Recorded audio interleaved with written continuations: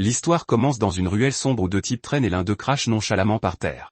Juste après, notre gars passe devant eux en pensant à quel point son quartier est bruyant et sale tous les jours. En plus de ça, sa maison n'est qu'une minuscule chambre sur le toit de Sangpyeong. Et voici notre protagoniste, Bong Joon-hyuk, qui mange encore des ramen pour le dîner ce soir. La raison pour laquelle il travaille si dur sans jamais économiser est une énorme dette qu'il doit rembourser, même si cela signifie vivre dans la pauvreté. Tout en aspirant ses nouilles, il pense qu'il n'a aucune compétence particulière ni un avenir brillant devant lui. Mais alors qu'il se lamentait sur sa vie médiocre, un écran bleu est apparu juste devant son visage. Les yeux brillants d'une lueur bleue, notre héros est en état de choc total, des nouilles pendant encore de sa bouche. Il est tellement effrayé qu'il finit par recracher toute la nourriture qu'il mangeait. Toujours confus par la situation, notre gars se demande ce qu'est même un éveil. Un éveil est comme une bénédiction, et si vous jouez bien vos cartes, vous pouvez complètement changer de vie.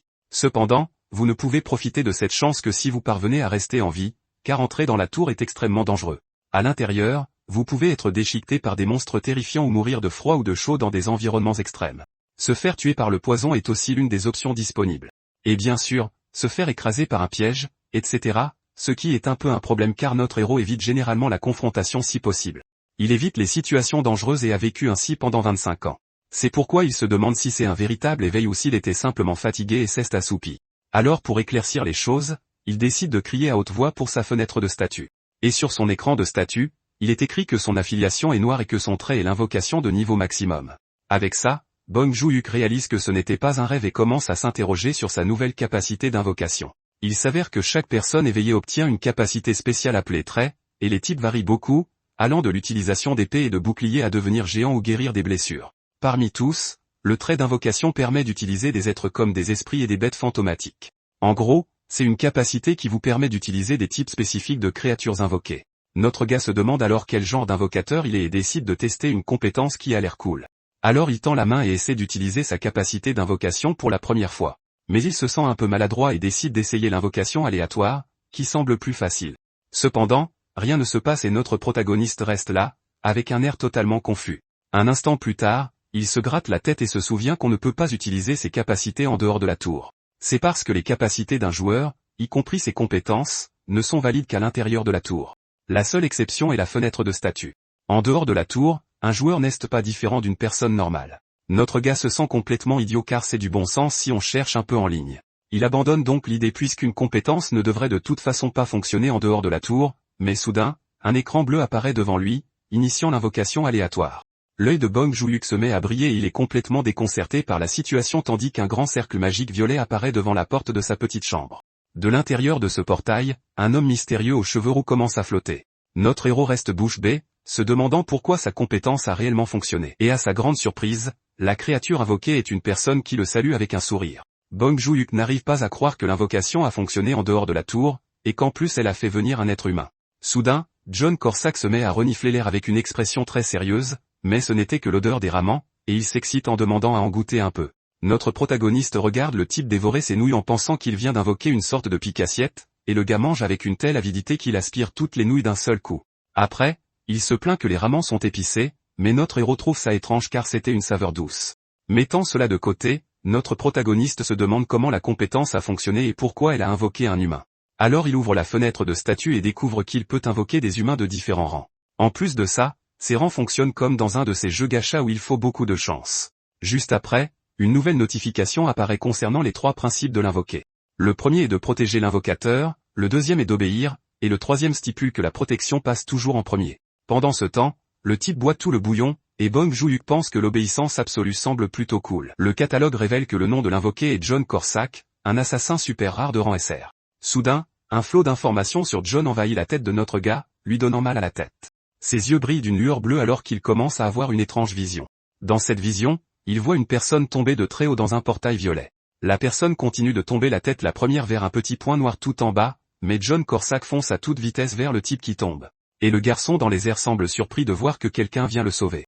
Dans la vision, notre héros voit John Corsac sauter au milieu de plusieurs ennemis, et il réalise qu'il regarde le passé de l'assassin alors qu'il se bat courageusement. Mais après le combat, il ramasse un ruban rouge et se prépare à quelque chose. Puis il fait un cadeau vraiment bizarre, ce qui est exactement la raison pour laquelle les gens le traitaient de psychopathe. Avec un sourire étrange sur le visage, il a l'air très fier de ce qu'il a fait. La vision se déplace ensuite vers un manoir sombre où son seul échec a eu lieu.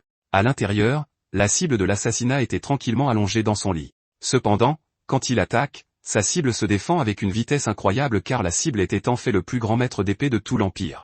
Et c'est le dernier souvenir de Corsac, sa défaite lors de sa dernière mission.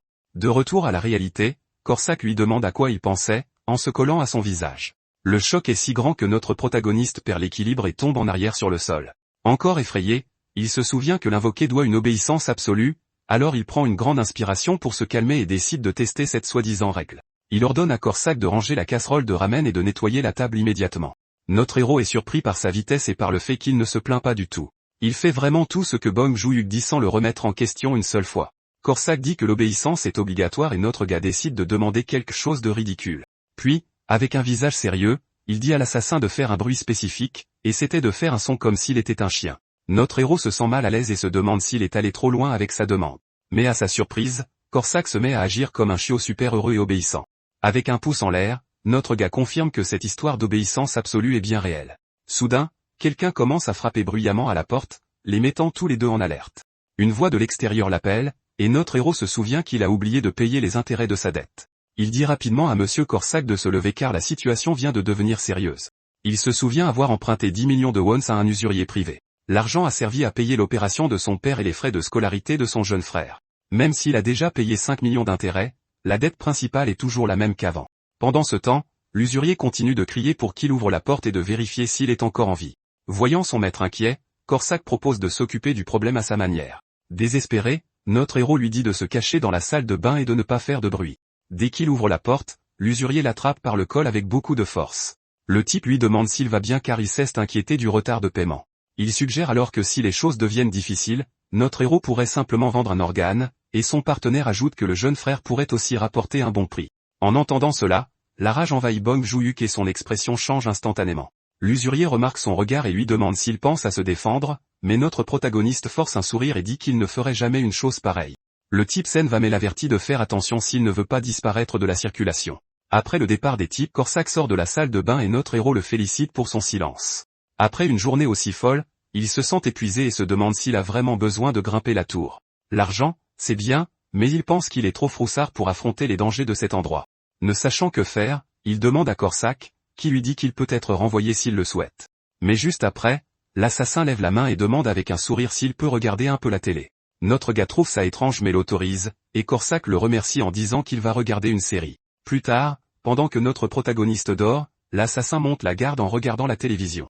Même s'il est une invocation, avoir quelqu'un près de lui ne semble pas si mal à notre héros. En fait, c'est plutôt réconfortant et il arrive à se détendre un peu plus. Quant à Corsac, il regarde la lumière de la télé et pense qu'il a toujours travaillé seul jusqu'à présent. La lumière se reflète sur son visage alors qu'il semble prendre une décision importante. Le lendemain, le réveil sonne à 8 heures du matin et notre héros l'éteint d'un air endormi. Il se réveille et réalise que Corsac est parti, se demandant s'il a été renvoyé. Une fenêtre système confirme que la manifestation de 6 heures est terminée, alors il s'étire et se prépare à aller au travail pendant que la télé annonce une nouvelle. Les nouvelles parlent d'un incident bizarre à l'agence d'usure Smile Cash. Notre garçon s'arrête car il reconnaît le nom de cet endroit. Le journal télévisé annonce que 3 victimes ont été retrouvées et qu'elles ont été décapitées. Et le plus choquant, c'est que les têtes étaient décorées de rubans rouges. Il se souvient immédiatement de la vision et réalise que c'est l'œuvre de John Corsac. Notre héros se souvient alors du sourire fier de Corsac, le saluant comme un soldat loyal. Et maintenant, il hurle de désespoir car l'idée réconfortante n'était qu'une blague et il a invoqué un tueur psychopathe. Les informations à la télé montrent la scène horrible de l'agence Smile Cash et plusieurs détails macabres, comme la main d'une victime au sol. De plus, les têtes des usuriers ont été retrouvées décorées de rubans rouges. En voyant cela, notre protagoniste est pris d'une panique totale car il sait qui est le coupable. Alors qu'il panique dans la supérette, quelqu'un l'appelle et il a une vision bizarre de l'usurier sans tête lui demandant de payer sa dette. Notre garçon est si choqué que ses yeux s'écarquillent en un instant. La vision continue avec les autres têtes sur l'étagère, comme si c'était des produits à vendre. La terreur est si intense qu'il hurle et tombe en arrière, renversant des objets dans le magasin. L'employé s'approche et lui demande s'il va bien après tout ce raffut. Il s'excuse rapidement et sort en courant du magasin, complètement gêné. Dehors, il décide qu'il n'est pas en état de travailler et va prendre sa journée. Notre héros pense aux personnes qui ont disparu et se sent coupable de tout. Marchant seul dans la rue, il se demande si tout cela est vraiment de sa faute. Finalement, il retourne dans sa minuscule chambre pour essayer de se calmer un peu. Il ouvre l'écran de statut et confirme que Corsac ne lui fera pas de mal, mais ça reste terrifiant. Puis il tend la main et s'apprête à utiliser l'invocation désignée pour la première fois. Mais à sa grande surprise, quelque chose l'interrompt, et notre garçon reste totalement confus. Il s'avère qu'un écran système lui demande de donner une note de satisfaction pour l'être invoqué. Furieux, il ne donne qu'une étoile car il a désobéi à son ordre de se contenter de regarder la télé. Il voulait ne donner qu'une étoile, mais il finit par changer Davis.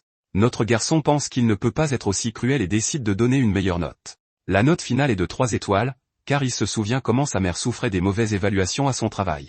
John Corsac est réinvoqué, souriant et criant sa loyauté. Il le remercie pour les 3 étoiles et notre héros se demande si ce type à l'air si innocent a vraiment fait ça. Sans détour, notre protagoniste lui demande s'il est responsable de ce qui est arrivé aux usuriers. Corsac confirme tout avec un sourire, disant qu'il s'est occupé d'eux avant d'être congédié. Sur ce, notre garçon panique car il se trouve face à un véritable assassin. Il essaie de se calmer en se rappelant qu'au moins, l'invocation ne lui fera pas de mal. Il demande donc comment l'assassin a trouvé le bureau et apprend l'existence d'une marque de pistache. Notre héros est perplexe à propos de cette marque et demande pourquoi il est allé jusque-là. Corsac explique qu'il était une menace et qu'il valait mieux s'occuper du problème tôt, mais tout cela à cause de la 3e loi de l'invoqué, qu'il a suivie à la lettre. La loi stipule que la protection de l'invocateur est la priorité absolue, avant tout autre ordre. Notre héros comprend que s'il lui demandait de l'achever, Corsac n'obéirait pas. Cependant, il dit qu'il n'y avait pas de menace réelle et que le jugement a été rendu de sa propre initiative. Corsac rétorque que c'était un jugement raisonnable et notre garçon le traite de psychopathe.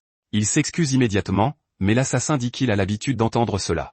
Notre protagoniste comprend la logique mais réalise le danger, et il imagine ce qui arriverait s'il bousculait un type baraqué dans la rue. Il imagine un type le menacer pour rire dans la rue, mais dans l'interprétation de Corsac, le résultat serait une tête dans un emballage cadeau. Notre héros est terrifié par cette idée et décide d'y mettre un terme. À sa grande surprise, l'assassin s'agenouille et s'excuse sur le champ. Notre garçon lui interdit alors d'agir de son propre chef, sauf en cas de menace directe et réelle, et Corsac promet bruyamment qu'il jugera la situation très attentivement. La réponse est plutôt énergique, mais notre héros le renvoie pour le moment. Avant de partir, l'assassin se retourne et pose une question importante. Il demande pourquoi notre protagoniste n'a pas encore décidé de gravir la tour. La question prend notre garçon complètement au dépourvu. Il ne s'y attendait pas. Il serre le poing et pense que gravir la tour est une chance unique dans une vie. Cependant, il est terrifié à l'idée d'affronter les monstres et les dangers à l'intérieur, alors il demande à Corsac s'il a déjà eu un autre invocateur comme lui. L'assassin confirme avec un sourire qu'il a déjà servi quelqu'un d'autre. Notre héros a honte de ne pas avoir le courage de risquer sa vie, et se considère comme un lâche pathétique d'avoir peur de tout. Mais soudain, Corsac le complimente, disant qu'il est le meilleur des invocateurs. Il explique que la plus grande vertu d'un invocateur est de faire passer la sécurité en premier, car un invocateur courageux est un invocateur dangereux. Et s'il se fait tuer, l'invoqué ne peut pas partir. Finalement, il promet de faire tout le sale boulot et demande à notre héros de simplement bien vivre. Le lendemain, notre héros se réveille complètement épuisé après une mauvaise nuit. Il décide alors d'oublier la tour et de vivre heureux, puisque sa dette a disparu. De plus, il va trouver un travail normal et vivre prudemment et avec diligence. Mais soudain, son téléphone se met à sonner et il le sort de sa poche arrière. C'était son père qui appelait pour savoir comment il allait et pour parler de sa rééducation. Cependant, les nouvelles étaient mauvaises, car sa mère venait d'être licenciée. Notre garçon est choqué par la nouvelle et raccroche, ne sachant que faire. Il reste là un moment, à digérer tout ce que son père vient de lui dire. Après mûre réflexion, notre protagoniste décide finalement d'entrer dans la tour. Il décide donc de simplement jeter un coup d'œil. Et si c'est trop dangereux, il partira immédiatement. Mais avant de partir, il se dit qu'il n'a pas besoin de réinvoquer ce psychopathe de Corsac. Il tente alors sa chance avec l'invocation aléatoire, rêvant d'un rang légendaire. Cependant, le système l'informe que l'invocation aléatoire est en rechargement pour un mois. Sans autre option, il finit par invoquer Corsac, qui le remercie pour les 5 étoiles. Notre héros est gêné et se demande si l'assassin sait qu'il a essayé de le remplacer. Avec un courage retrouvé, il annonce qu'il va entrer dans la tour et Corsac le trouve courageux. Corsac jette alors les outils de travail de notre garçon et promet d'être son chien de chasse. Avec un sourire confiant, Corsac dit qu'il s'occupera de tout et que notre héros n'aura pas à lever le petit doigt. Peu après, un écran bleu apparaît, leur demandant s'ils veulent entrer dans la tour sombre de Corée. Sans même demander, Corsac accepte immédiatement et donne un signal OK au système. Ils sont alors aspirés à l'intérieur de la tour pendant que notre garçon hurle de désespoir. Ils sont emportés dans un tunnel numérique à grande vitesse et notre protagoniste est pris de nausées à cause de ce voyage de folie. Corsac s'agrippe fermement pendant qu'il continue de chuter. Finalement, ils arrivent et notre garçon réalise qu'il est à l'intérieur de la tour sombre. Le premier étage est essentiellement un immense désert. C'est pourquoi il a le mal des transports et manque de tout vomir. Alors Corsac l'aide à se remettre avec une tape dans le dos. L'assassin demande alors à notre héros de le suivre, avec un sourire. Soudain, un écran bleu vous informe que vos compétences physiques et de combat sont prêtes. Grâce à cela, Bong Jiu-Yuk se sent plus fort, bien qu'il soit niveau 1. La mission du premier étage est de vaincre 5 larves à la peau dure en 2 heures. Il s'est renseigné et sait que le premier étage est un test de compétences, et que les autres joueurs mettent 30 minutes pour vaincre une seule larve. Malgré cela, notre héros serre le poing, car maintenant, il est aussi un joueur. Il décide donc d'essayer d'en vaincre une lui-même, et Corsac s'inquiète beaucoup. Il s'approche prudemment d'une des créatures immobiles au sol. Pour combattre, il pense devoir emprunter une arme à Corsac, mais la larve se dresse soudainement et se tourne vers lui. Elle révèle alors une forme étrange avec une lueur verte à l'intérieur. Notre garçon est choqué et sans voix face à l'apparence du monstre. Terrifié, notre héros abandonne immédiatement et demande de l'aide à Monsieur Corsac. L'assassin est ravi de cette décision et lève le pouce avec enthousiasme. Sans perdre de temps, il court à toute vitesse vers le monstre. D'un seul coup, il détruit la larve dans une explosion de bave vert. Puis il dit à notre garçon de s'écarter et détruit également les autres larves. Avec un sourire malicieux, il prépare ses griffes d'énergie pour l'attaque finale, puis il déchaîne un barrage de lames d'énergie vers les ennemis. Les morceaux des larves commencent à tomber du ciel après avoir été touchés. Il utilise une capacité d'explosion et achève toutes les créatures restantes. Notre protagoniste est sans voix, car il n'a jamais vu autant de puissance de sa vie. Les corps des créatures se transforment en poussière et disparaissent, car ce fut un massacre instantané. Grâce à cela, il monte de niveau et obtient un rang S++, ce qui le rend extrêmement heureux. Mais ce qu'il ne savait pas, c'est que son exploit avait attiré beaucoup d'attention. Une femme à la salle de sport reçoit également la notification de son exploit, tout comme un type au hasard qui se détendait dans une boîte de nuit. En fait, la nouvelle s'est répandue dans tout le pays en un clin d'œil et tous les joueurs sud-coréens ont reçu le même avertissement à son sujet. Peu de temps après, ils sont téléportés dans la petite chambre de notre héros. Notre garçon regarde son téléphone portable et est choqué car tout n'a pris que 5 minutes. Corsac le félicite pour le bon travail avec un sourire très fier. Notre garçon dit qu'il n'a rien fait, mais Corsac lui dit que c'était la bonne décision. De plus, il trouve que c'était trop facile et regarde ses récompenses sur la table. Il ramasse la pierre magique et est surpris car c'est la première fois qu'il en voit une vraie. La pierre magique est une ressource importante et vaut actuellement 50 000 ans. 20 ans se sont écoulés depuis que les tours sombres sont apparues dans le monde. Et c'est pourquoi la plupart des gens connaissent déjà les bases à leur sujet. Mais ils se demandent ce qu'est l'emblème de platine car ils n'en ont jamais entendu parler. Mettant cela de côté, il célèbre le fait d'avoir gagné de l'argent, et Corsac va regarder la télévision.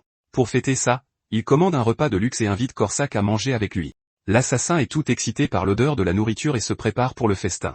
Corsac sent l'odeur des piments, et notre héros se rend compte qu'il ne supporte rien d'épicé. Avec un sourire aux lèvres, il les remercie et commence à manger avec grand appétit. Pendant qu'il mange, notre protagoniste interroge Corsac sur sa façon de parler. Il explique qu'il a pris cette habitude de son ancien invocateur avec qui il a passé beaucoup de temps. Notre garçon plaisante sur le fait d'être influencé par un ex et ils se mettent à rire ensemble. Après avoir mangé, Corsac continue de dévorer la nourriture, super content. Et notre héros comprend maintenant que la tour n'est pas si dangereuse après tout. Avec tout ça, il se rend compte que conquérir la tour est tout à fait possible. Le lendemain matin, il se réveille avec une nouvelle détermination dans les yeux. C'est pourquoi il établit une routine, travailler le jour et s'entraîner la nuit. Il change sa routine et décide de ne plus travailler la journée pour se concentrer sur la tour avec John Corsac.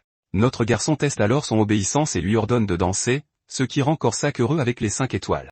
Bong Joon-hyuk se demande si le niveau de satisfaction est vraiment si important. Corsac explique que de meilleures notes apportent plus d'avantages, comme un temps d'invocation accru et une augmentation de rang.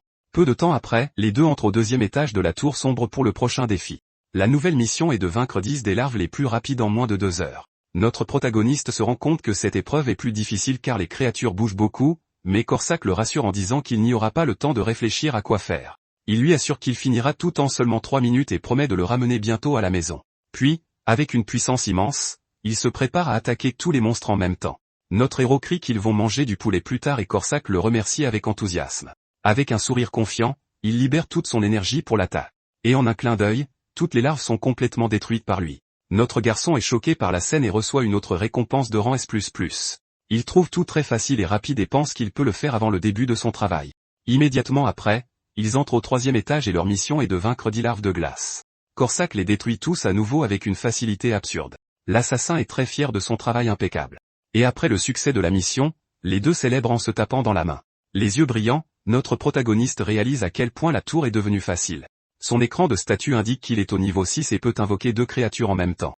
Cela le choque car cela signifie qu'il peut amener quelqu'un d'autre dans la tour avec lui et que Corsac est déjà super fort. De plus, les récompenses pour le rang S sont très bonnes et il en a déjà plusieurs. Avec un allié de plus, il se sentirait beaucoup plus en sécurité dans les batailles à venir. Cependant, l'invocation aléatoire est en temps de recharge depuis plus de 20 jours et il doit attendre. Donc pour l'instant, lui et Corsac vont continuer à gravir la tour et à battre des records. Pendant ce temps, l'atmosphère est très tendue à l'administration des éveillés. Un homme et une femme sont dans une salle de réunion avec leur patron. L'homme se demande quand l'annonce sera diffusée à nouveau aujourd'hui et la femme remarque qu'il est anxieux à ce sujet, ce qui l'irrite grandement. Il s'agit du chef d'équipe Jung Gwang-il et de la vice-directrice Limina. Elle confirme alors qu'une nouvelle annonce de rang S est apparue au 6e étage. Le chef est choqué car les annonces de la tour sombre n'ont pas cessé d'apparaître ces derniers temps, et elles appartiennent toutes à la même personne qui nettoie les étages dans l'ordre. Si ce joueur continue comme ça et termine tous les étages avec un rang S, alors le directeur Park Kyung-soo frappe la table de sa main car cela changerait tout ce qu'ils savent. Il explique que jusqu'à présent, le record de la Corée n'était que de rang A, et ils ne savaient même pas qu'il existait un rang supérieur. D'autres pays pourraient essayer de leur voler ce joueur talentueux. Par conséquent, le directeur leur ordonne de trouver ce joueur immédiatement. 2 jours plus tard, Corsac fait la vaisselle et dit qu'ils vont au 8e étage. Notre héros regarde Corsac nettoyer et pense que tout est assez paisible jusqu'au 10e étage. Ensuite, ils entrent dans une forêt brumeuse pour le prochain défi. La mission du 8e étage est de vaincre 10 grenouilles guerrières qui apparaissent, prêtes à attaquer. L'une des grenouilles attaque très rapidement avec sa longue langue violette, mais une lame d'énergie bleue surgit de nulle part pour trancher l'attaque. Et comme toujours, Corsac achève tous les monstres et obtient une autre récompense S+. De retour à la maison, l'assassin félicite notre héros, qui répond qu'il n'a rien fait. Heureux du résultat, il décide de faire un cadeau à Corsac pour le remercier, il offre donc à l'assassin un peu d'argent pour sortir et s'amuser. Cependant, Corsac refuse et dit qu'il restera à la maison à regarder la télé pour ne pas laisser son maître seul. Notre garçon suggère alors de commander du poulet, et Corsac est super excité par l'idée. En commandant la nourriture, il se souvient que le tueur n'aime pas la nourriture épicée et décide de vérifier les récompenses. La nouvelle récompense est une potion de guérison et il décide de la donner à Corsac. De plus, il a déjà accumulé 1 800 000 wons en pierres magiques et pense à les vendre. Au 10e jour d'ascension, il est épuisé et pense à quitter son travail à temps partiel. Le 9e étage était aussi super facile et les récompenses S+, sont un bonus incroyable. Avec un sourire, il trinque avec son partenaire et oublie même qu'il a invoqué un assassin fou. Grâce aux bonnes notes, le temps de manifestation de Corsac augmente d'1 heure. L'assassin le remercie en faisant un cœur avec ses mains et promet de s'occuper de tout. Finalement, ils entrent au 10e étage et notre héros sent son corps devenir plus fort. Il sent une force déborder de son corps et le mana s'agiter en lui. Et avec toute cette puissance, notre héros est comparé à un cheval sauvage indompté. Par conséquent, il informe Corsac qu'il commencera à l'aider dans les batailles à partir de maintenant, mais l'assassin refuse catégoriquement car il ne peut pas laisser son maître se blesser. Notre protagoniste insiste sur le fait que cette fois, il doit se battre aux côtés de l'assassin. Soudain, un œil étrange et géant apparaît derrière un arbre en les observant et le monstre du 10e étage est une menthe religieuse verte géante et très effrayante. Notre garçon est terrifié et se demande comment les autres joueurs l'ont vaincu. Cependant, Corsac estime que combattre un insecte blesse sa fierté humaine. Alors notre protagoniste devient un supporter et ordonne à l'assassin d'achever la créature. La menthe religieuse attaque avec ses griffes acérées dans un mouvement très rapide, mais Corsac esquive en plein air avec une grande facilité et prépare sa contre-attaque. Avec un regard sérieux, il concentre toute son énergie dans ses lames bleues, et avec plusieurs coups puissants, il met le monstre en pièces en plein air. Ainsi, la mission est accomplie avec succès, et il quitte la tour une fois de plus. Avec cela, il gagne un autre kilogramme de pierre magique, pour un total de 5,5 kg. De plus, il avait déjà reçu un avantage pour avoir 5 emblèmes de platine. Et maintenant avec 10 emblèmes accumulés, il reçoit un nouvel avantage et devient très curieux. Le système révèle alors qu'il peut copier une capacité de son invocation. Avant qu'il ne puisse choisir, Corsac dit qu'il doit apprendre le pas de l'ombre. Notre héros en demande la raison et Corsac répond que c'est la meilleure compétence pour s'échapper.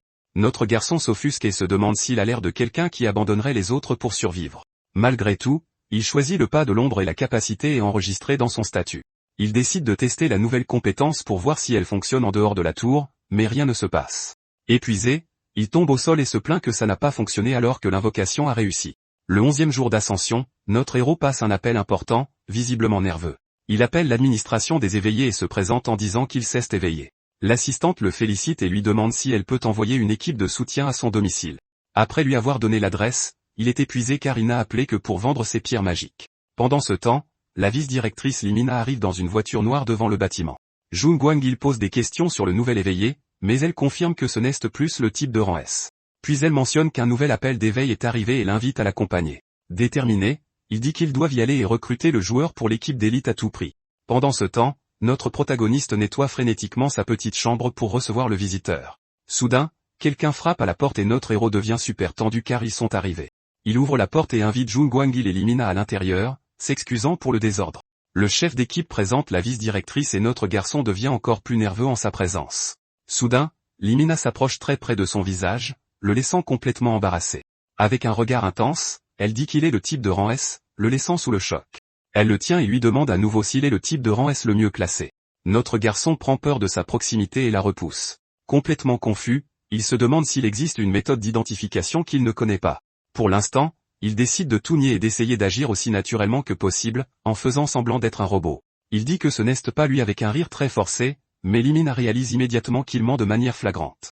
Alors Jun Guangil la réprimande pour avoir enquêté sur les gens et elle s'excuse. Il s'excuse et notre héros comprend que tout cela n'était qu'un test. Peu après, une vidéo d'introduction commence, mettant en scène une mignonne mascotte nommée Tavi. La mascotte explique que la tour sombre est apparue partout dans le monde il y a 20 ans, mais personne ne pouvait s'en approcher car une barrière invisible détruisait tout. La réponse au mystère de la tour est venue avec l'émergence des joueurs. En dehors de la tour, ils sont normaux, mais à l'intérieur, ils acquièrent des pouvoirs et contribuent à l'économie. Cependant, si la tour n'est pas conquise, un compte à rebours avant l'effondrement est activé. Et si le compte à rebours arrive à son terme, la tour s'effondre comme cela s'est produit en Inde il y a 3 ans. Chaque pays a une à 3 tours et la Corée, heureusement, n'en a qu'une. La progression de la Corée se passe bien et c'est le deuxième meilleur record après les États-Unis. Par conséquent, les joueurs sont considérés comme des héros qui explorent la tour pour l'humanité. Alors Tabi invite les joueurs nouvellement éveillés à s'inscrire en tant que joueurs officiels. La vidéo se termine et Jun Guangil se prépare à poser quelques questions de vérification. Elle le tient et lui demande à nouveau s'il est le type de rang S le mieux classé. Notre garçon prend peur de sa proximité et la repousse. Complètement confus, il se demande s'il existe une méthode d'identification qu'il ne connaît pas. Pour l'instant, il décide de tout nier et d'essayer d'agir aussi naturellement que possible, en faisant semblant d'être un robot. Il dit que ce n'est pas lui avec un rire très forcé, mais Limina réalise immédiatement qu'il ment de manière flagrante. Alors Jun Guangil la réprimande pour avoir enquêté sur les gens et elle s'excuse. Il s'excuse et notre héros comprend que tout cela n'était qu'un test. Peu après, une vidéo d'introduction commence, mettant en scène une mignonne mascotte nommée Tavi. La mascotte explique que la tour sombre est apparue partout dans le monde il y a 20 ans, mais personne ne pouvait s'en approcher car une barrière invisible détruisait tout. La réponse au mystère de la tour est venue avec l'émergence des joueurs. En dehors de la tour, ils sont normaux, mais à l'intérieur, ils acquièrent des pouvoirs et contribuent à l'économie. Cependant, si la tour n'est pas conquise, un compte à rebours avant l'effondrement est activé. Et si le compte à rebours arrive à son terme, la tour s'effondre comme cela s'est produit en Inde il y a 3 ans. Chaque pays a une à 3 tours, et la Corée, heureusement, n'en a qu'une. La progression de la Corée se passe bien, et c'est le deuxième meilleur record après les États-Unis. Par conséquent, les joueurs sont considérés comme des héros qui explorent la tour pour l'humanité. Alors Tabi invite les joueurs nouvellement éveillés à s'inscrire en tant que joueurs officiels. La vidéo se termine et Jun Guangil se prépare à poser quelques questions de vérification. Jun Guangil respecte la décision de notre garçon qui le remercie maladroitement, puis il demande à notre héros d'entrer dans la tour pour confirmer qu'il s'est éveillé. De plus, il suggère de nettoyer un étage et notre garçon comprend l'intention. Il accepte mais prévient que cela prendra près de 2 heures pour ne pas éveiller les soupçons. Avec un sourire, Limina dit que ce n'est pas un problème et qu'ils attendront aussi longtemps qu'il le faudra. Par conséquent, notre protagoniste se lève et se prépare à entrer dans la tour. Il leur dit au revoir, leur offre des boissons pendant qu'il attend et va dans sa chambre. Immédiatement après, il est téléporté, les laissant tous les deux seuls dans la pièce. Jun Guangil confirme qu'il s'est éveillé et demande son avis à Limina. Elle pense qu'il n'a aucun talent et qu'il abandonnera au 11e étage car là-bas, le test consiste à affronter le 1000 pattes des tunnels à longue queue et la mission est d'en tuer 100, ce qui serait impossible pour quelqu'un qui a peur. C'est pourquoi elle est sûre qu'il abandonnera la mission et Jun Guangil est d'accord. Déçu, il décide d'appeler le directeur et de lui annoncer la mauvaise nouvelle. Pendant ce temps, dans la tour, notre héros invoque son compagnon qui apparaît dans un éclair de lumière. Corsac s'incline et exprime sa gratitude d'avoir été invoqué par le maître. La mission est de vaincre 100 000 pattes et notre garçon est dégoûté par l'idée, mais il demande à Corsac de chasser lentement pendant plus d'1 heure pour ne pas battre le record. L'assassin comprend immédiatement et lève le pouce car il sait qu'ils sont observés. Avec un sourire malicieux, notre héros pense qu'il va tromper tout le monde avec un mauvais record. Corsac commence à se battre mais demande s'il va trop vite au goût du patron. Alors notre garçon lui crie de ralentir et le tueur obéit immédiatement. Cela ralentit considérablement le rythme de la chasse et notre héros devient plus détendu. Il grimpe même sur un 1000 pattes mort pour observer le combat depuis une place de choix. Mais soudain, notre protagoniste est terrifié par quelque chose qui s'est produit. Il est entouré par les créatures et son corps se fige de peur, incapable de bouger. Corsac réalise immédiatement que son maître est en danger et se précipite pour l'aider. Il crie qu'il va s'occuper de tout et s'avance avec ses lames d'énergie. Dans un accès de rage, il détruit tous les 1000 pattes qui ont osé attaquer leur invocateur. L'attaque d'énergie bleue déchiquette les monstres en un clin d'œil. Notre héros est en sécurité mais crie à Corsac de ralentir car il est allé trop vite. Il se plaint que le tueur a tout terminé bien avant l'heure convenue. Cependant, Corsac refuse, disant que la vie de son maître est la priorité absolue.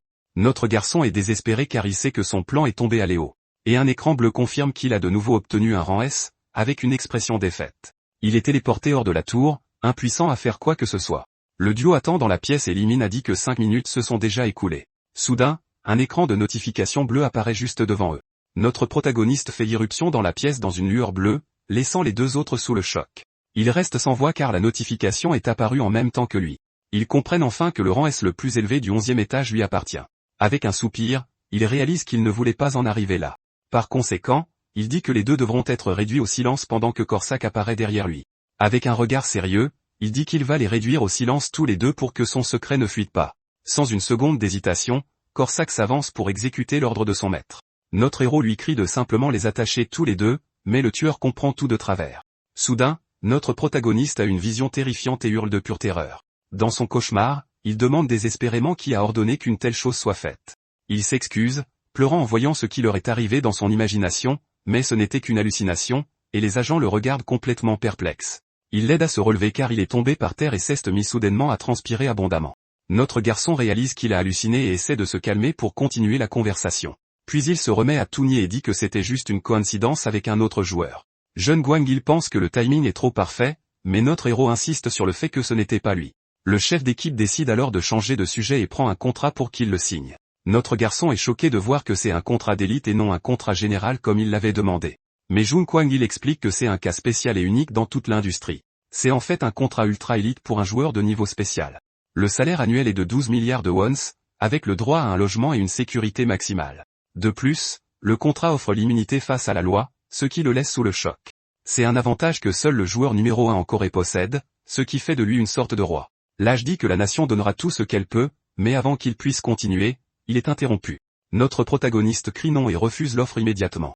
L'âge demande pourquoi il refuse si catégoriquement, et notre héros répond qu'il déteste attirer l'attention car lorsqu'il attire l'attention, il devient complètement dépassé et stressé, même en achetant des vêtements. Il se souvient d'un restaurant où le propriétaire l'a reconnu et à cause de ça, il n'a jamais pu y retourner. Les deux agents réalisent qu'il est un introverti extrême pendant que notre héros pense qu'il n'est sûr de rien.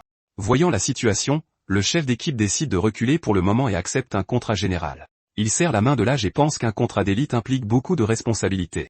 Avec ce contrat, il ne pourrait pas renoncer à ses chances de monter aux étages supérieurs de la tour. C'est pourquoi notre protagoniste refuse un fardeau si lourd et dit qu'il veut juste vivre un peu mieux. Pendant ce temps, au siège de l'administration des éveillés, l'atmosphère est tout sauf bonne. Le directeur se plaint à John Guang-il car le rapport est très différent de ce qu'il attendait. Le patron ne comprend pas comment cette personne a atteint un rang S, mais l'agent confirme que sa personnalité est particulière. Il explique que notre héros est l'une des personnes les plus timides qu'il ait jamais rencontrées de sa vie. C'est pourquoi le directeur demande s'ils n'ont pas fait une erreur, mais elle dit que c'est impossible car le moment était parfait. Le patron se met en colère et dit que son talent est ce qui compte et ordonne qu'il soit traîné de force dans l'élite. Avec un visage sérieux, le chef d'équipe comprend qu'il doit faire partie de l'équipe d'élite. Mais à la maison, notre héros crie qu'il n'ira absolument pas et semble assez agacé. Mais en réalité, il se disputait avec Corsac qui s'excusait d'avoir échoué dans le plan. Peu après, ils entrent au 12e étage et leur mission est de vaincre 20 belettes des glaces. Il ordonne à Corsac de se battre très lentement et l'assassin répond avec loyauté et enthousiasme. Notre garçon pense qu'il peut lui faire confiance et croit que cela fera perdre tout intérêt à l'administration, mais soudain, notre héros commence à geler à cause du froid glacial. Il essaie de tenir bon, mais Corsac remarque que son visage devient pâle. C'est pourquoi le tueur devient super inquiet et promet de tout finir très rapidement. Notre garçon lui crie de ralentir, mais Corsac l'ignore et passe à l'attaque. Il détruit les monstres et dit que le rhume est une maladie incurable et que son maître est en danger. Toujours frigorifié, notre héros crie à son serviteur l'importance de l'obéissance absolue. Malgré tout, un écran du système montre qu'il a atteint le rang S++ au 12e étage. Pendant ce temps, les agents de l'administration reçoivent la nouvelle et sont choqués par sa vitesse. De retour dans sa chambre, l'assassin dit qu'il fait chaud maintenant et que son maître peut se détendre, mais le protagoniste le congédie froidement, disant qu'il va juste regarder la télévision. Les larmes aux yeux, le jeune homme grogne qu'il n'y a pas de récompense pour ceux qui lui désobéissent. Peu après, ils entrent au 13e étage qui est un couloir rempli de haches géantes. À ce moment-là, le serviteur porte son maître dans ses bras en disant que l'endroit est très dangereux.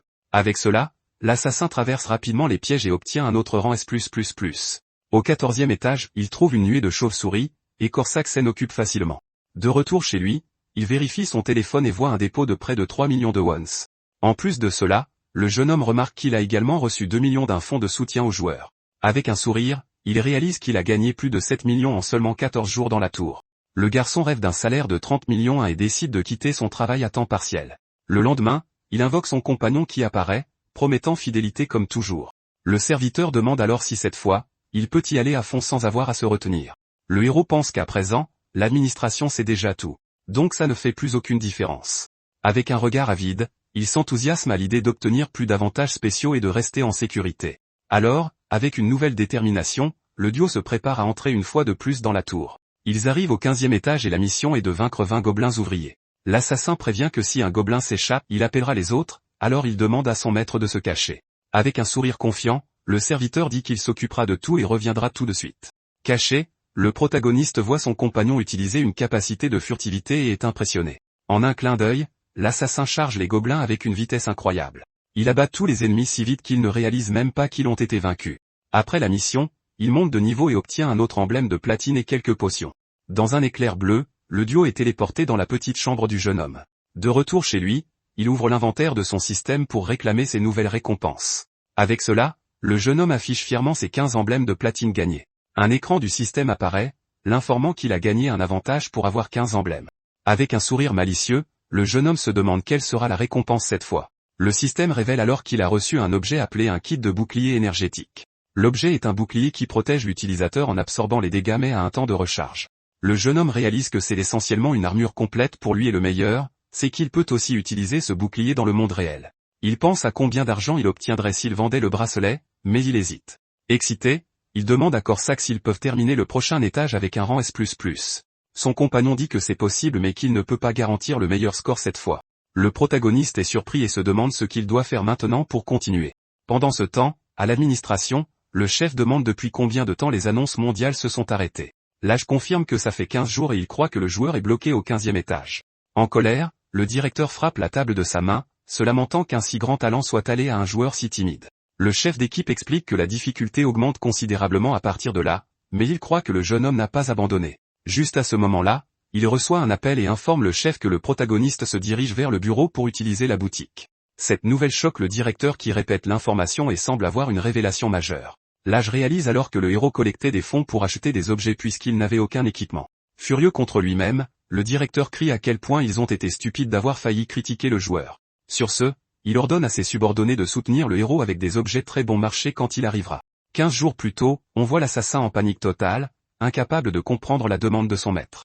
Le protagoniste répète alors calmement au serviteur de le frapper avec la dague qu'il tient. Désespéré, le compagnon s'agenouille et supplie, mais le jeune homme veut juste tester son nouveau bouclier énergétique. Le serviteur se couvre alors les oreilles en disant qu'il n'entend rien et que son maître est très frustrant. Voyant que cela ne sert à rien, le jeune homme décide de le faire lui-même et plonge la dague dans son propre corps. Il pousse un cri alors que l'assassin panique en voulant attraper son bras, mais la blessure commence à guérir. Son compagnon le retient et exige qu'il ne refasse plus jamais ça, et le jeune homme accepte, l'envoyant chasser. Sur ce, Corsac retourne dans la forêt et commence à vaincre tous les monstres qui apparaissent. La chasse entière est terminée en moins de 10 minutes pendant que notre héros observe simplement à distance. Caché derrière un buisson, le jeune homme décide que c'est une bonne occasion de pratiquer ses compétences. Il se concentre donc et se prépare à utiliser la technique qu'il a copiée de son serviteur, le pas de l'ombre. Les yeux brillants, son corps est enveloppé d'une aura bleue alors qu'il active le pouvoir. Avec une aura bleue, il teste sa nouvelle capacité de pas de l'ombre pour la première fois. Surpris par la vitesse, le jeune homme comprend enfin ce que ça fait de bouger librement. Maintenant, il comprend pourquoi son serviteur a insisté pour qu'il apprenne d'abord cette technique d'évasion. Mais soudain, le jeune homme s'arrête, surpris par quelque chose qui se cache derrière un buisson. C'était un gobelin solitaire aux yeux rouges vifs qui le regardait attentivement. La créature commence alors à s'enfuir, laissant notre héros confus par la situation. Tremblant, il se demande si le monstre se cachait de son compagnon. Surgi de nulle part, le gobelin pousse un cri désespéré et charge pour attaquer le protagoniste. Le jeune homme active rapidement son bouclier d'énergie pour se défendre contre l'attaque surprise. Sentant un frisson, il repousse le monstre d'un coup de pied de toutes ses forces. Le gobelin vole dans les airs et atterrit juste devant Corsac qui se trouvait à proximité. L'assassin complimente alors la passe de son maître et achève facilement la créature. Juste après, le serviteur vole à toute vitesse vers le jeune homme en criant son nom. Très inquiet, il atterrit devant le jeune homme et lui demande s'il est blessé. Son compagnon le vérifie de partout pendant que le héros lui assure que tout va bien. Avec une expression effrayante, l'assassin le réprimande pour avoir été si audacieux et imprudent.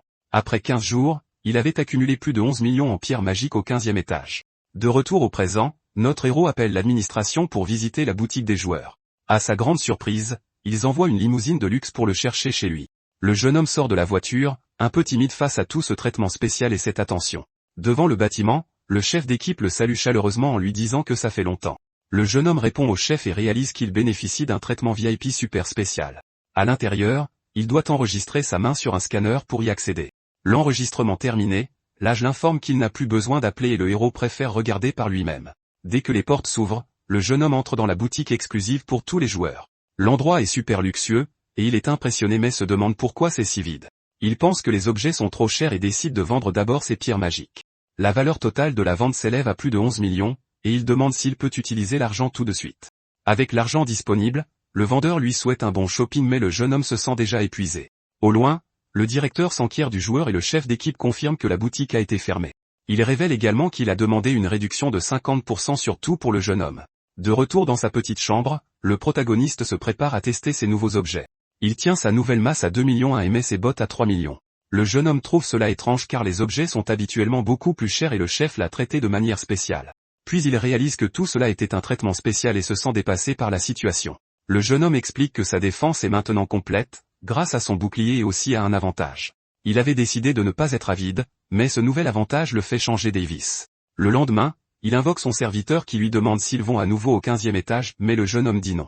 Avec un sourire, il réalise que le temps de recharge pour une nouvelle invocation est terminé. Très excité, le héros crie alors qu'il va enfin invoquer une personne de plus pour son équipe. Il fait une prière désespérée et se prépare à utiliser l'invocation aléatoire une fois de plus.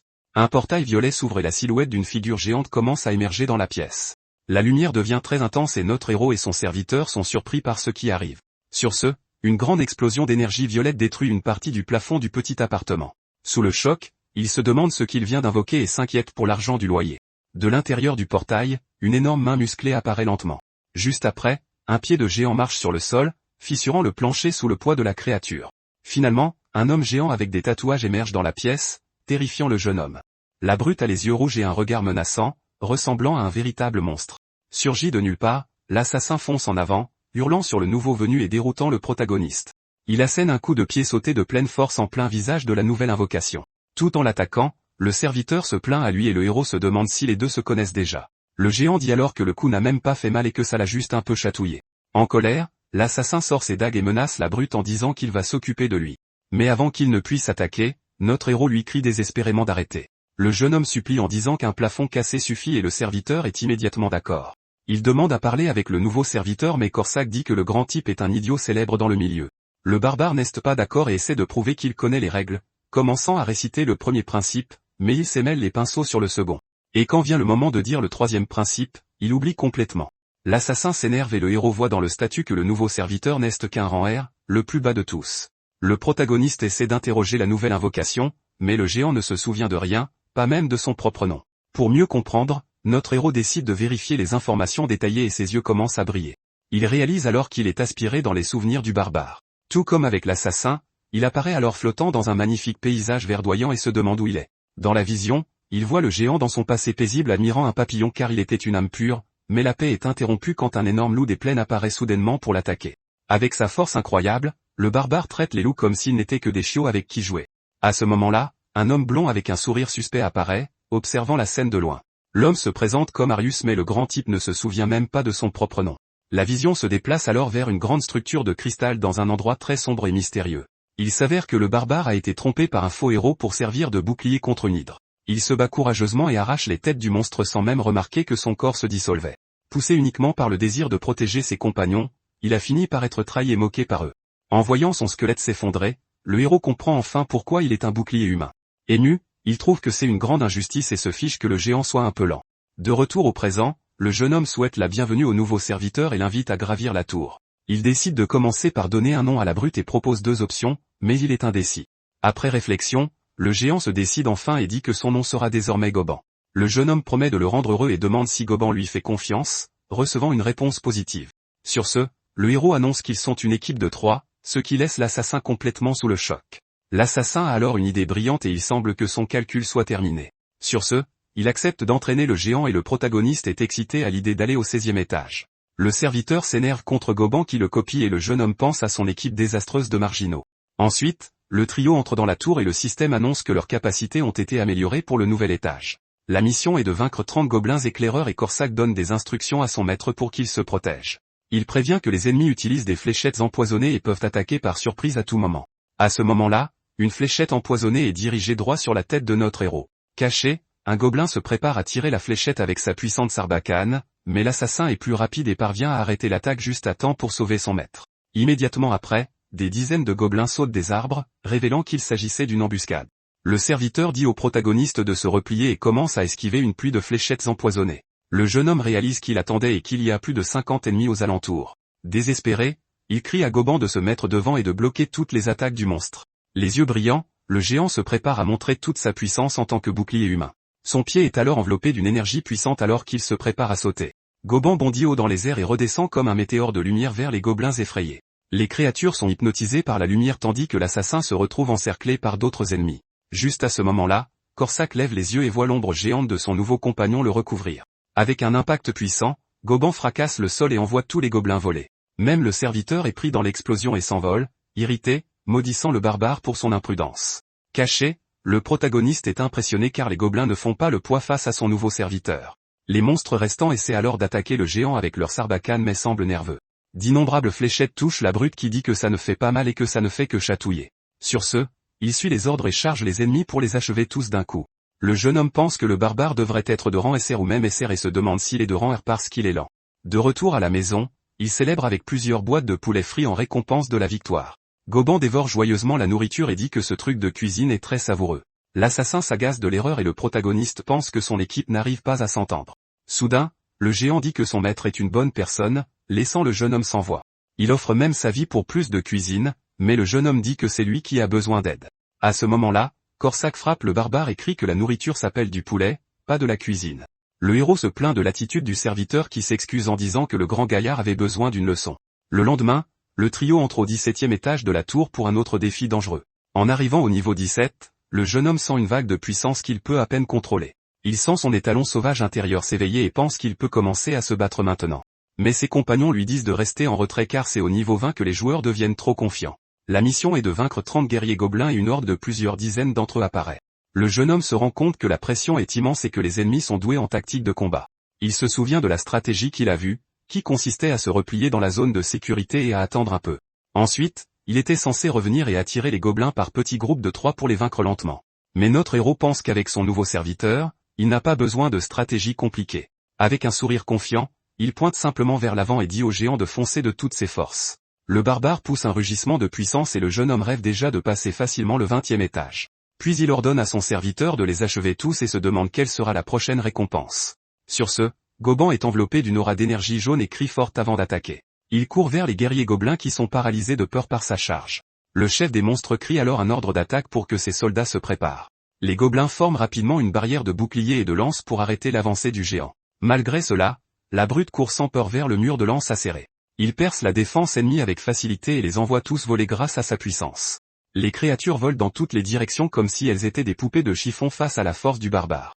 Le jeune homme reste bouche bée, un sourire niais aux lèvres, pensant que la performance de son serviteur est démente.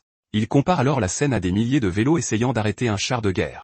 Un écran du système apparaît et annonce qu'il a atteint un rang S++ au 17e étage. Le protagoniste est stupéfait du résultat pendant que son premier compagnon observe la scène. L'assassin pleure d'émotion pour le succès de son maître qui a maintenant une équipe beaucoup plus forte. Peu après, ils arrivent au 18e étage pour affronter les redoutables assassins gobelins. Sans hésiter, le jeune homme envoie Goban en avant et le géant passe immédiatement à l'attaque. À ce moment-là, les ennemis utilisent une capacité de furtivité et deviennent presque invisibles dans la forêt. Goban attaque alors et plusieurs gobelins apparaissent accrochés à son corps, le laissant très confus. Les gobelins s'accrochent au corps du géant qui ne comprend pas ce qui se passe. Notre héros regarde la scène un peu maladroitement, ne sachant pas quoi faire. Sur ce, Goban s'énerve et traite les assassins de lâches en essayant de se les secouer. Soudain, un rire fort et moqueur résonne dans toute la forêt depuis les arbres. C'est l'assassin qui apparaît en se vantant et en disant qu'il va montrer comment nettoyer un étage avec classe. Il dit alors que la furtivité des gobelins n'est rien et active sa capacité de pas d'ombre. En un clin d'œil, Corsac commence à vaincre les ennemis avec une vitesse et une élégance incroyables. Le protagoniste se contente d'observer la performance de son serviteur avec un air surpris. Mais avec un sourire malicieux, il révèle que l'assassin est tombé droit dans son piège. Le jeune homme explique qu'il a stimulé l'esprit de compétition du serviteur, qui perdait de son éclat face à Goban. Maintenant, il veut qu'ils travaillent tous les deux dur pour lui obtenir plus d'emblèmes et d'avantages. Tenant sa masse, il commente qu'il est déjà autour du niveau 18 et se sent plus fort. Une aura puissante commence alors à émaner de son dos alors qu'il se prépare à combattre. Sur ce, le jeune homme déchaîne son pouvoir, la libération de l'étalon sauvage, et se transforme avec son nouveau visage de cheval. Il se souvient qu'il a vérifié les informations du guide avant d'entrer. Le guide disait que la furtivité des gobelins est de bas niveau, donc il peut les détecter. Il est confiant car il s'est beaucoup entraîné à son pas d'ombre au 15e étage. Le héros utilise alors sa capacité pour s'approcher furtivement d'un des gobelins. Mais en atterrissant sur le sol, il finit par poser le pied maladroitement et perd un peu l'équilibre. Il crie alors de désespoir alors qu'il perd l'équilibre au moment même de l'attaque. Toujours en déséquilibre, il finit par frapper accidentellement la tête du gobelin avec sa masse. Le monstre vaincu, le système montre qu'il a déjà éliminé 10 des 30 assassins. Il essaie alors de cacher sa nervosité et dit que tout s'est déroulé comme prévu pendant la chasse. Mais soudain, un autre gobelin saute des arbres et charge pour l'attaquer par derrière. Pendant ce temps, l'assassin continue sa chasse élégante et a déjà accumulé 25 éliminations. N'en restant que 3 pour la mission, il se prépare à finir le travail rapidement. À ce moment-là, Goban apparaît, les poings prêts à frapper, surprenant l'autre serviteur. Le géant utilise alors une puissante attaque de zone, frappant le sol de ses 2 mains. Avec l'impact, les 3 derniers gobelins sont projetés au loin et la mission est terminée. Le héros a demandé à la brute de continuer à aider mais Corsac s'énerve qu'il soit dans le chemin. L'assassin est alors confus et se demande où son maître est passé au milieu du combat. Un éclair d'énergie bleue et violette illumine la forêt, indiquant que quelque chose s'est produit. Le protagoniste esquive une attaque de gobelin avec une vitesse impressionnante. Il touche sa tête, soulagé que son bouclier d'énergie l'ait sauvé d'une attaque dangereuse. Au sol, le jeune homme voit un autre ennemi avancer sur lui avec une dague à la main. Il se demande si c'est l'adrénaline mais ses sens semblent être beaucoup plus aiguisés. Sur ce, les mouvements du gobelin semblent être au ralenti pour notre héros. Ses yeux brillent intensément alors qu'il sent que le monde entier a ralenti autour de lui. Il utilise alors une attaque d'énergie rouge et détruit les 2 monstres d'un seul coup. Le système le récompense avec un rang S++ et son serviteur court vers lui en l'appelant par son nom. Avec un sourire, le jeune homme réalise qu'il a porté le coup de grâce au monstre. À cela, l'assassin s'agenouille de désespoir car son maître lui a volé l'élimination finale. Pendant ce temps, à l'administration, un agent est choqué par le nouveau record au 18e étage. Le directeur célèbre alors l'exploit et dit que le joueur mystérieux est inarrêtable. Il discute de la révélation de son identité, mais les agents pensent que ce serait trop dangereux. Sur ce, le chef d'équipe le classe comme un joueur de haut niveau qui nécessite une attention particulière. La nouvelle se répand et un journal rapporte le record de 18 étages consécutifs. À cause de cela, la nation entière devient curieuse de savoir qui est le joueur mystérieux. De retour dans sa chambre, le serviteur soupire de façon théâtrale, inquiet de quelque chose. Le jeune homme demande ce qui ne va pas et son compagnon dit que tout se passe trop vite. Il explique alors que la vitesse à laquelle son maître éveille son talent est effrayante. Mais le protagoniste fait l'idiot et se désigne en demandant s'il parle de lui. Avec un sourire niais, le jeune homme continue de faire semblant et dit que son serviteur plaisante. Corsac insiste que ce n'est pas une blague et se souvient du mouvement parfait qu'il a utilisé dans le combat. L'assassin dit que c'était un si bon mouvement que même lui aurait du mal à le copier. C'est pourquoi il craint que son maître ne devienne trop confiant et ne se mette en danger dans la tour. Le jeune homme essaie de le calmer en promettant qu'il ne fera rien de dangereux et qu'il chassera juste un peu. Bien que méfiant, le serviteur finit par accepter avec un air de pure inquiétude. Voyant la réaction, le protagoniste sourit d'un air suspect, avec un mauvais pressentiment dans l'air. Cela pousse l'assassin au désespoir total car il sent que son maître est sur le point de causer d'énormes problèmes. Goban retient le serviteur qui se débat en larmes et le traite d'idiot parce qu'il râle. En colère, l'assassin donne un coup de poing au géant en disant qu'il va le faire cuire dans une marmite. Sur ce, la brute tombe en arrière et renverse le réfrigérateur sur le sol de la pièce. Le jeune homme panique en voyant son précieux réfrigérateur se faire détruire dans la bagarre. Il leur crie alors d'arrêter de détruire sa maison et les renvoie sur le champ. Le cœur brisé, il pleure son kimchi que sa mère lui a donné, qui s'est renversé.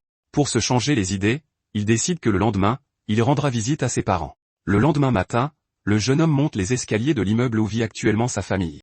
Arrivé à l'appartement, il ouvre la porte et annonce que leur fils est enfin là. De l'intérieur, une voix le salue et l'invite à entrer pour un moment.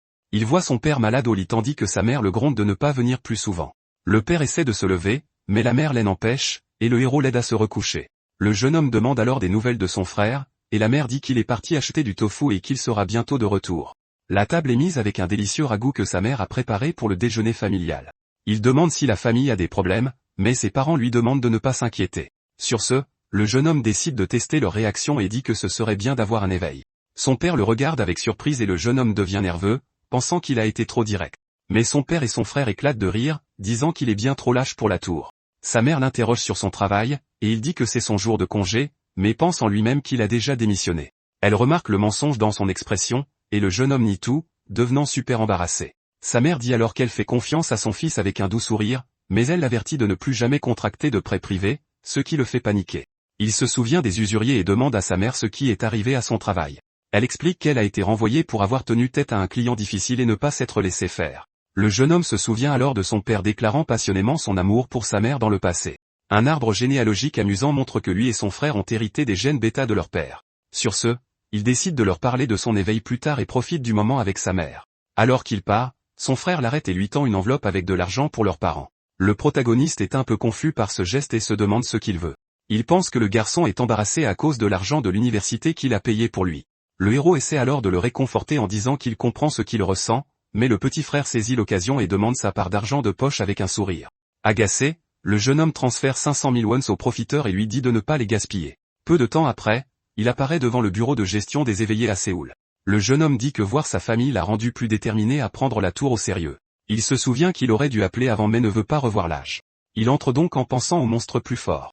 Il décide qu'il a besoin de plus de protection en plus du bouclier. Puis, à la boutique des joueurs, une vendeuse lui propose un bouclier doré super brillant. Le prix de l'objet est de 100 millions de wons, ce qui laisse notre héros complètement choqué. Il devient nerveux car le magasin est bondé, contrairement à la dernière fois qu'il y était. La vendeuse lui montre alors un bouclier rond en adamantium qui s'auto-répare. Il l'essaie et l'aime beaucoup car il est assorti à sa masse et décide de l'acheter pour 40 millions. Une fois le paiement effectué, il achète enfin le bouclier et se sent soulagé de son achat. Le jeune homme se rend compte que parler à la vendeuse était plus difficile que de combattre des gobelins. Prêt à rentrer chez lui, il prend une profonde inspiration, soulagé d'avoir terminé ses achats. Mais un homme s'approche de lui et lui demande s'il s'est éveillé récemment, le laissant confus. L'inconnu se présente comme Kwasek et dit qu'il est aussi un joueur comme lui. Il explique qu'il est au 30e étage et le protagoniste se sent intimidé par son niveau. Le jeune homme trouve l'homme très gentil et extraverti de lui proposer son aide avec des conseils. Choi Oh-seok dit au revoir et le héros se sent un peu mal à l'aise avec cette interaction. Il est envieux des compétences sociales de l'autre joueur et se demande s'il a une petite amie. De retour dans sa chambre, le jeune homme se prépare pour le prochain défi de la tour sombre. Il regarde son statut et voit qu'il est au niveau 19, il peut donc passer à l'étage suivant. Mais d'abord, il décide qu'il doit parvenir à un accord avec son serviteur concernant la sécurité. L'assassin est invoqué et semble se sentir mal à cause de quelque chose d'étrange. Le protagoniste exhibe alors son nouveau bouclier et le serviteur se plaint qu'il commence à apprécier le combat. Il dit que l'invocateur précédent parlait aussi de sécurité et le jeune homme promet d'être prudent. Le serviteur lui demande de ne pas foncer tête baissée et le jeune homme accepte avec un sourire quelque peu suspect. Il promet de sacrifier ses serviteurs pour s'échapper si les choses tournent mal et Korsak est d'accord. Mais au moment d'aller à la tour, l'assassin sent quelque chose d'horrible et a la nausée. Le protagoniste offre des raviolis à son serviteur qui est très content de ce traitement de faveur. Avec un immense sourire, il se prépare à manger et remercie son maître pour le cadeau. Pendant qu'il mange, le jeune homme demande si l'assassin a de la rancune et il nie la bouche pleine. Soudain, le serviteur prévient qu'il y a quelqu'un dehors avec une forte intention de nuire. Le jeune homme est choqué par la nouvelle et quelqu'un commence à frapper à la porte en l'appelant. Il dit alors à son compagnon de se cacher et active rapidement son bouclier d'énergie pour se protéger. Sur ce, le judas de la porte est détruit par un étrange appareil qui traverse le bois. L'objet tombe au sol et notre héros observe la scène, accroupi, sans comprendre ce qui se passe. À ce moment-là, un homme armé d'un pistolet ouvre la porte et le salue d'un air sinistre. Le jeune homme est complètement paralysé de peur en voyant l'homme armé dans sa petite chambre. Il reconnaît alors l'intrus comme étant le type qu'il a rencontré plus tôt à la boutique des joueurs. L'agresseur le menace et lui dit d'ouvrir son inventaire avant que sa tête ne se transforme en passoire. L'homme presse alors l'arme contre le front du jeune homme qui est terrifié par la situation, mais le voyou remarque une aura sombre derrière le jeune homme et pense que c'est une cause perdue. Malgré tout, il crie, pensant que le jeune homme est faible et qu'il lui donnera tout avec un peu de pression pour montrer qu'il ne plaisante pas. L'homme se frappe la tête avec la crosse de l'arme, mais soudain, l'assassin apparaît derrière lui avec une dague étincelante et l'intrus est surpris. D'un coup rapide, le serviteur assomme le voyou qui tombe inconscient sur le sol de l'appartement. Notre héros reste sans voix, incapable de croire ce qui vient de se passer juste devant lui. Très excité, il félicite son compagnon pour son excellent travail et l'assassin est un peu troublé. Il est soulagé que son serviteur ait seulement assommé le voyou et ne l'ait pas éliminé. Le protagoniste se demande alors si l'intrus est un courtier d'objets, un type de criminel. Les courtiers sont des gens qui attaquent les joueurs en dehors de la tour, là où ils sont comme des gens normaux. Il se souvient de l'âge expliquant que l'équipe d'élite offre une protection personnelle aux joueurs. Le jeune homme pense que sans sa capacité d'invocation, il serait sûrement fichu. Le serviteur commence à nouer un ruban rouge et le jeune homme réalise à quel point sa capacité est puissante. Il dit à son compagnon de laisser le voyou là pour que la police s'en occupe. À l'administration, le directeur est furieux d'apprendre que le protagoniste est retourné à la boutique. Le chef d'équipe l'informe qu'il a acheté un petit bouclier de main et le chef soupire. Il spécule qu'il est un joueur de combat rapproché à cause de la masse et du bouclier. L'âge décide alors d'offrir une armure complète au jeune homme en cadeau, mais il reçoit un appel de la brigade des joueurs de la police et s'excuse pour répondre.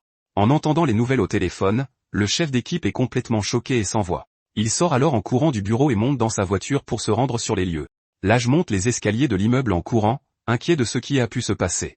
Avec un regard déterminé, il pense à ce qu'il fera s'il est arrivé quelque chose de mal au jeune homme. À la maison, la police arrête l'intrus qui se plaint d'un mal de tête et joue la victime. Le voyou accuse le protagoniste de l'avoir enlevé et l'officier décide de les embarquer tous les deux.